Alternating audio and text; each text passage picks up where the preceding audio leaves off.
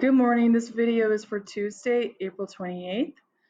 Just going back with what you did on Monday, I would like you to use some of the extra credit that will help you answer the questions that you've been doing. So you had some articles that you had to read on Monday, talking about Jim Crow era and again the Harlem Renaissance. I've added some extra credit. Again, as usual, you can do I Ready Reading for 30 minutes for extra credit. There's a new vocabulary Jim Crow era video and activities that needs to be done as well for the extra credit on Google Classroom. And then Ed Puzzle video, The Great Migration, that's also extra credit just to watch the video for that one. If you do watch the videos, that will really help you in the work that you need to do this week. Again, I did post some vocabulary videos earlier that will also help you with the Harlem Renaissance. I've also added some Quizlet games. We have sentence types. That goes along with thinking about the argumentative essay. I wanted you to look at the Great Migration, the elements of the argumentative essay. Again, I'm not asking you to write one. I just wanted you to be familiar with that since we did not have time to get to that.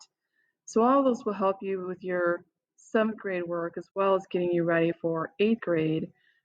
So I know we're at the end of our 7th grade year.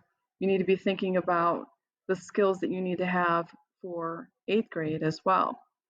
So the work you're going to be doing for Tuesday, both of them are going to be quick writes. They're going to be on your student workbook, also posted in Google Classroom. So the first one is a quick write about context. That's on student workbook page 214. So again, remember you can write it in here and take a picture and turn that in, or you can do a Google Doc.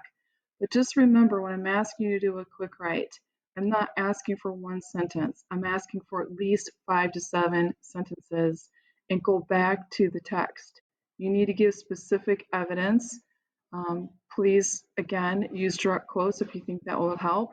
One sentence is not enough. This is a paragraph. So I'd like you to work on that. Paragraph is not asking you to do too much.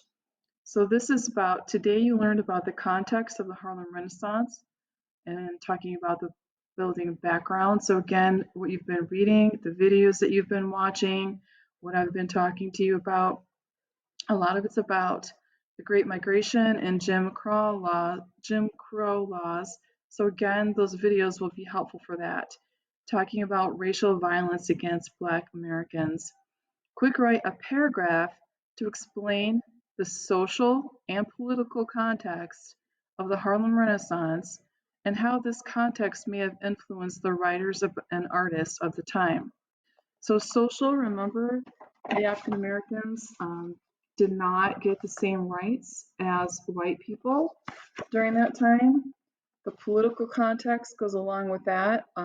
They were not getting enough work in the South, so a lot of them moved to the North, but brought some of their Southern traditions behind with them. So I think one of the videos that was posted yesterday was really helpful for that. The next one you're going to do a quick write is on student workbook page 223. This is called Failing Forward. So this wants you to write about a time you failed at something or made a big mistake. How did people around you support you or fail to do so? What did you learn? Why is it important to fail forward and have a growth mindset in life? So this is a paragraph I want you to write about. This was thinking about what we've read and about the Harlem Renaissance. This is also asking about your personal experiences. I don't know if you've been watching the Michael Jordan documentary, The Last Dance, but he talks a lot about not liking failure and keep working harder and working harder to get what he wants. So think about something impersonal to you or the people that you have thought that they had a good growth mindset that you admire. So again, 5 to 6, 7 sentences, not one sentence. We need a good paragraph. Please work on your writing. If you have any questions, please ask.